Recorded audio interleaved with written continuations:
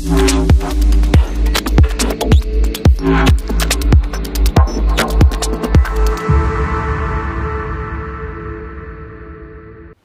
ден на всички първо.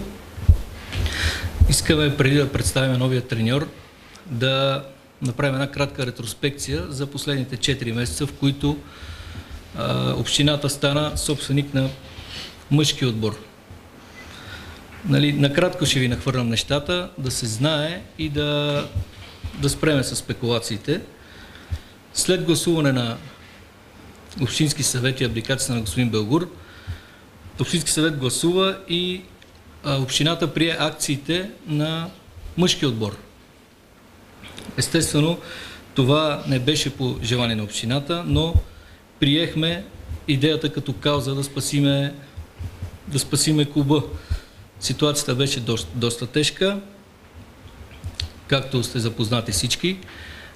Не бяха получавали заплати, нямаше сигурност, но в крайна сметка се захванахме и сложихме приоритетите на масата.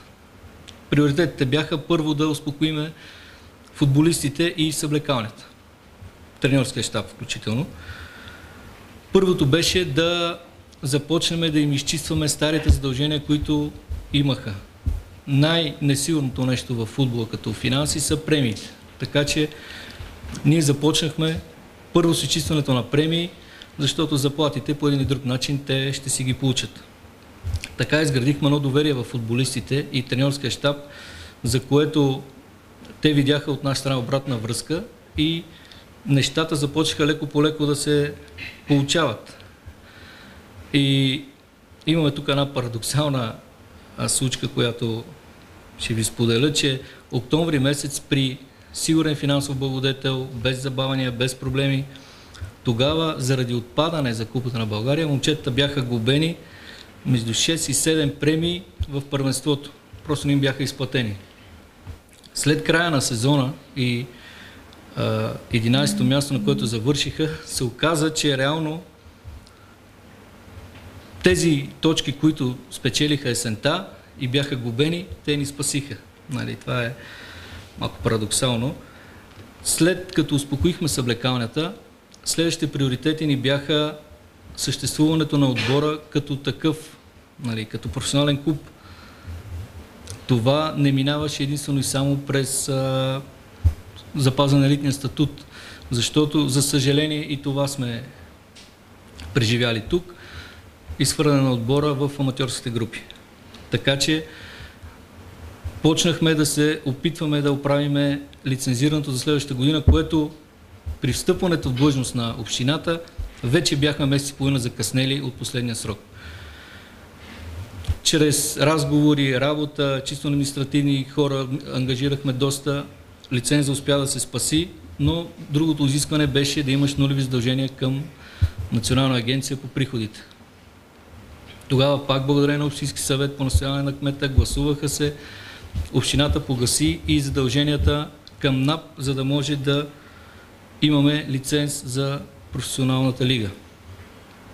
След това дойде нова ситуация, автобуса. За съжаление и това сме го изживяли в близкото минало.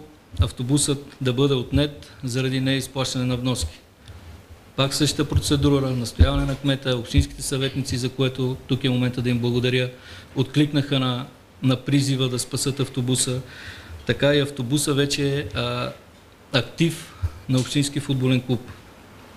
Остана и черешката на тортата беше естествено това чудо, което сътвориха футболистите и треньорския щаб с запазване на елитния статут, за който заслугата е изцяло на футболистите и треньорския щаб. Ако ние имаме някаква заслуга, е чисто минимална. Те бяха тези, които водиха битките, бяха сплотени като юмрук и това даде резултат клубът да остане в FBET лига. При положение, че при взимане на акциите клубът беше на предпоследно място и реалната ни цел беше бараж, ние завършихме първи в групата на изпадащите, което за мен граничи се с чудо. Но за съжаление това не се хареса на някои хора и след многократните ни призиви да не бъркаме политиката с футбол, Тук това, за съжаление, е неизбежно. И конкретно за тръгването на господин Белгур. Даваше. Няма обратна връзка, няма подкрепа, няма отчетност. Беше въпрос на време да абдикира. Той не усети така нужната подкрепа от тогавашните хора. Имаше, футболистите не взимат заплати с месеци, пък изпълнителният директор си взима заплата от 8000 лева. Има договори с А1, които са за 16 000 лева на месец. Това са все неща, които рано или късно оказват влияние и човека реши, че е време да си тръгне с цялата благодарност, която мога да му изкажем за това, което направи за последните 3 години. Той винаги ще остане част от историята на Пирин и то не малка. След това вече общината, като пое клуба, беше ясно, че няма как да продължи това даване на пари, поради проста причина, че такива пари няма как общината да дава за издържане на футбола. След това имаше, това е ретроспекцията, която тръгнах от началото. След това си тръгнаха футболисти, с които абсолютно няма никаква драма. Тези момчета, договорите им изтичаха. Те няма как да ги задържим. Ако трябваше да ги задържаме, момента беше зимата, когато се преподписват. Те вече си стичаш договор, ние няма какво да направим. Единствените, които имаха действащи договори и адвокат Градев им обещаваше, че си тръгнат като свободни агенти, това бяха Велев и Райан Сенхаджи. Което впоследствие се оказа, като ние си следвахме принципите и точката на закона, те нямаше как да се тръгнат като свободни агенти и с колегите от Крумовград се разбрахме за трансферна сума от 40 000 лева за всеки един от тях. След това имаше господин Манолев си тръгна, при положение, че му беше предложена работа в Общински футболен клуб, той отказа да разпише.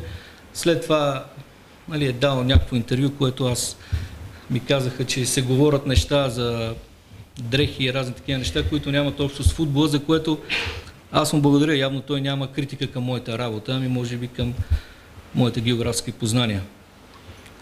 До момента на напускането на господин Манолев, хората, които отговаряха за трансферната политика спортно-технически, това са господин Занев и господин Манолев, които са доста по-опитни от мене в футбола и имат доста по-сериозен опит. Те водеха трансферите през лятото, което моята задача беше всичко това да бъде, моят апел към тях беше всичко това да бъде съгласувано с старши треньора. Те показват футболиста, старши треньора се съгласява и след това вече поемам аз за параметрите на самия договор. Това е относно трансферите и последните събития от последните дни е раздялата с господин Митревски. Раздялата с него е само и единствено футболната ситуация в клуба. В смисъл липсата на точки, липсата на голове, което е най-логичното нещо е това. Въпреки че всички сме наясно в каква ситуация работи, кога пое клуба, какъв риск пое, значи към него само суперлативи. Уникален човек, уникален треньор. Просто футбола е такъв, че понякога разделите са неизбежна част от това, но това не променя мнението на всички за господин Митревски. Пак казвам, уникален човек, уникален треньор, който със сигурност ще даде още много на футбола за бъдеще. Аз лично му пожелавам много успехи. След разговора, който имах с него, веднага му предложихме работа като главен треньор в школата. Той не се съгласи, за което той има пълното право, така че успех на Радисквото и се захване, защото той го заслужава. И последно искам да кажа, преди да дам думата на господин Петрунов да представи новия треньор, че аз амбиция да ръководя мъжки отбор нямам. Искам да е ясно на всички, че моята амбиция е само и единствено школата. Но при стеклите се обстоятелства, мъжки отбор дойде към школата, към общината и се наложи да поемем и тази отговорност. Но приоритет винаги ще ми бъде само школата.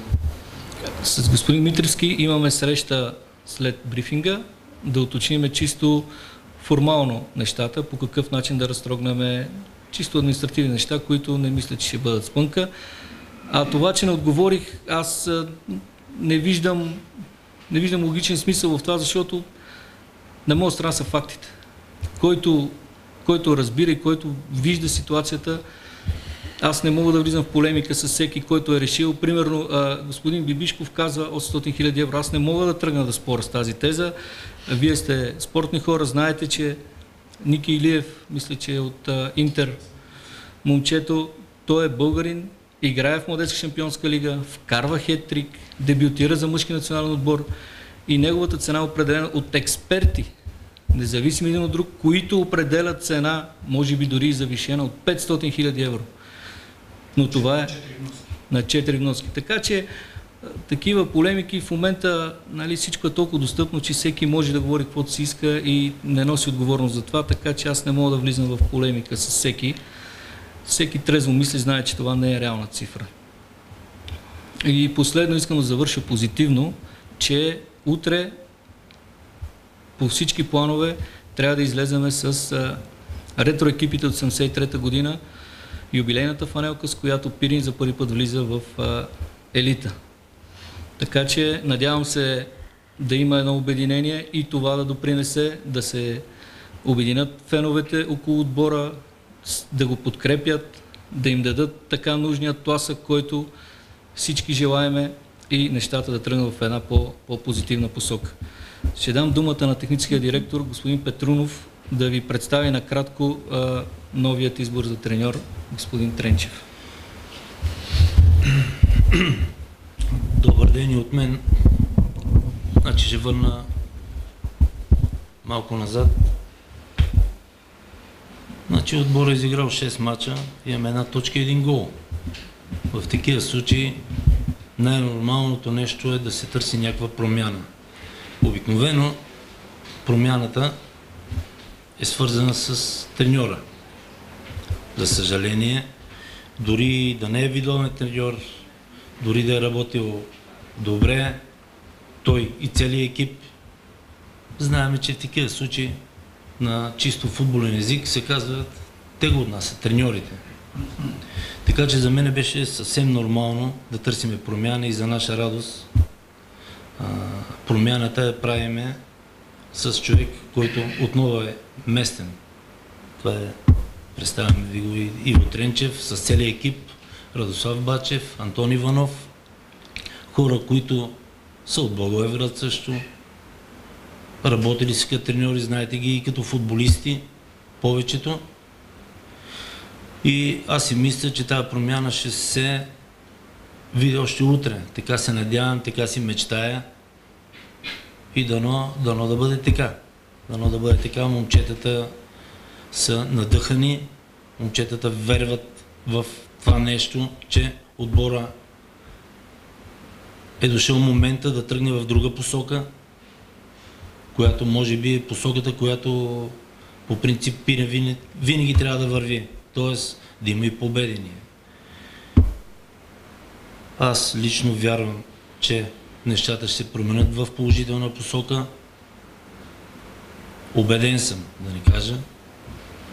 И имам една молба и към феновете на нашия клуб, както до сега, да продължават да подкрепят, даже ако могат и още повече да подкрепят клуба и отбора в утрешния матч, в другите матчове, които са, за да може Пирин да излезе от тази дупка, ако мога така да се каже, и малко да се поуспокоят нещата и в самия клуб и да се тръгне в една нормална посока, в която отбора да върви, а не да се бориме до последно за изпадане. Мисля, че ще го направим това нещо, ще успеем. Ще успеем. Има добри футболисти в футбола. Познавам работата и Иво Тренчев. Съм почти убеден. От мен това мога да кажа и другото, което мога да кажа, от сърце желая успех на Тренчев, на екипа, на ръководството, на града и на отбора. Здравейте, радвам се, че отново имам възможността да работя за Пирин. Всичко се разви така доста динамично и Наско и Коло се свързаха след матча с Враца. Попитахме дали имам желание да се захвана с тази трудна задача.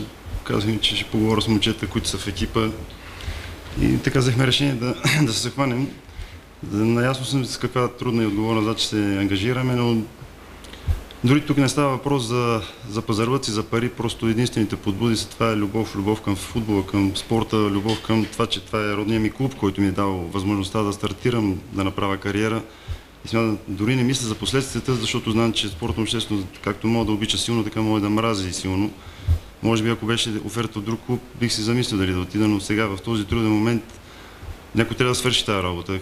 В крайна сметка в моя живот така съм имал и доста трудни задачи да се боря, които са ми изградили като характер, така че не ме притеснява какво биха били последствията, както някой би си замислил.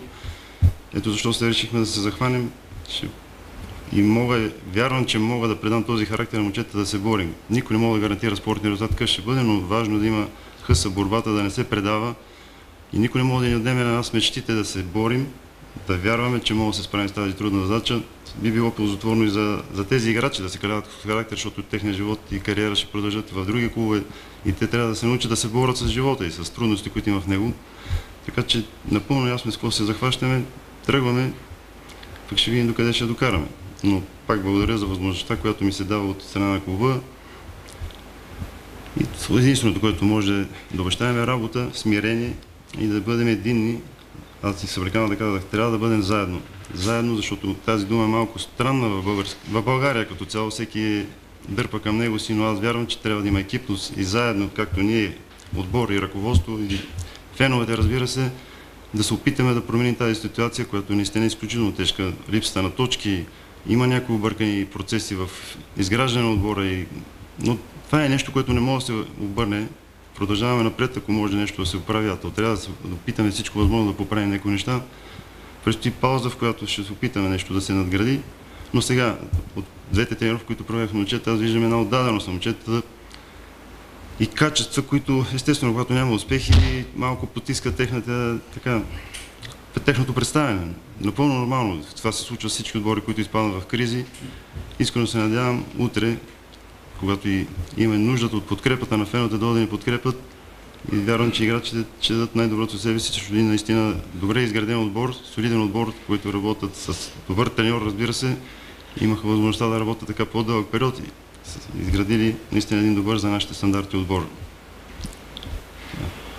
Атмосфера заварихте в съблеканията, имате ли проблем с някои от по-възрастните играчи? И това, дето се спекулираше, даже аз не знам откъде излезна като информация, защото никой не е говорил. Даже и вече се научих в живота да не обръщам внимание, защото в живота на хората се случват и по-тежки работи и вече почти ги подминавам такива слухове. Да, те влияят на някои хора, но не ми влияят, нали? И не го приемам за професионално да се цитират мои думи, в които едва ли не ще махна Бенгюзов или Тюгеров или някой от по-опитните. Напълно нормални отношения. Първо ще се опознаваме наистина, може би 4-5 момчета познавам от отбора, другите са непознати за мен, но в краткото време видях така желание от всички да се развиват и да се докажат. Нали. Ще видим утре каква ще, но сега в момента ситуацията е добра. Какво ще е утре, ще видим. От нас зависи, защото каквото да си говорим, една съблекана държи от резултати. Нали, аз апелирам към това, че въпреки колебанията трябва да останем единни, да няма разделение, иначе всичко друго ще е провал. Очакваме ли промени в състава, поне за утрешния мач? Промени ще видим сега. До утре има, вчера примерно се оплакаха някои момчета от стомашно разстройство от вируса, така че ще видим какво е състоянието. Просто малко е доста интензивен период за тези 2 дни и днес дори, така че ще видим до утре каква е ситуацията и ще изгледам с най-доброто, това, което ние виждаме. Ако почнем отзад напред за трансфери, до 6 септември има кратко време. Никой не знае какво може да се случи до тогава, но трудна ситуация сме. Ще видим. Затова дори не мога да ви дам отговор. Нека да запазим така концентрация върху утрешния ден, който е важен. Нали? След това до сряда ще има 4-5 дни. Ще покаже времето. Сега в момента сме голяма група, като ги разхвърляме по позиции. Наистина сме доста голяма група. Някои с контузии, нали? Някои се връщат от контузии, може би не са в най-доброто си състояние, но това е ситуацията. Просто трябва да приемем и най-важното да се бориме. За качество дали имат, има някои слабости в отделни линии, но пак казвам, че в момента нищо не може да се направи. Ако до сряда нещо може да се направи, окей, ако не, продължаваме в този си вид да се бориме, Голяма част от тях са млади момчета и аз виждам в тях този труден момент да ги кали като характер, защото в крайна сметка пред тях предстои кариера и те трябва да се научат да се борят, да не се предават при всяко препятствие. И лично вярвам, че те ще растат.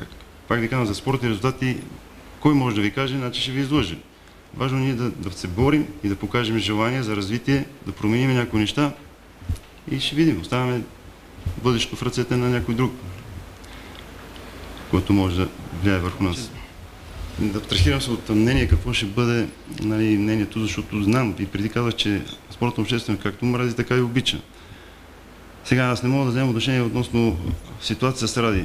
Разбирам го него и му съчувствам, че взе отбора в ситуация, в която не бе изграден дори от този си вид. Последните два мача се развиваха с червени картони, което е адски трудно да се измъкнеш. По-големите отбори като Ливърпул се справят с тези ситуации, но за Пирин явно бе по-трудно. Но това е футболният живот на треньора. При него може би е за първи път и така е болно за него и го разбирам. Като цяло в България няма среда за развитие на футболни треньори и той трябва да свикне с тази мисъл. Но при първи и втори път вече предполагам, че ще свикне с това болезнено, стига се доразява, това са напълно нормални неща. Сега всеки на някой е удобен или симпатичен, аз не мога да влияя на тия процеси. Имам мнение по темата, но не е редно аз да го казвам и точно в този момент. В крайна сметка приех всичките му недостатъци на това приключение, да го нарека, но пак казвам, че тук да не са водещи дори парите, не съм поставил нещо да казвам условия, както го поставят някои колеги, които идват извън Баларат. Единствено съм воден от любовта към футбол и от любовта към този отбор. Дали ще ни оплюва, дали не, аз не го намирам заредно, защото футбола все пак е да дава наслада на хората. Идваш да се разтовариш, така го разбирам. Иначе всичко друго е една някаква война в очите на някои други краища на България, като може да ни измерят по друг начин. Но редно ние да се хванем ръка за ръка заедно. Иначе ще бъде сложно за играчите. Когато чуват, че бъдат хулини треньори, не е окей, не е добре. Още повече сме в А група. Но всеки приема да се държи както той прецени, че е добре. Аз не мога да влияя на това нещо. Мога да обещая работа, смирение и да предам на тях деца, за мен са си деца повече, голяма част, хъс за желание за работа и да се развиват, да вярват, че могат да се развият и да направят кариера, което естествено ще повлияе на резултатите.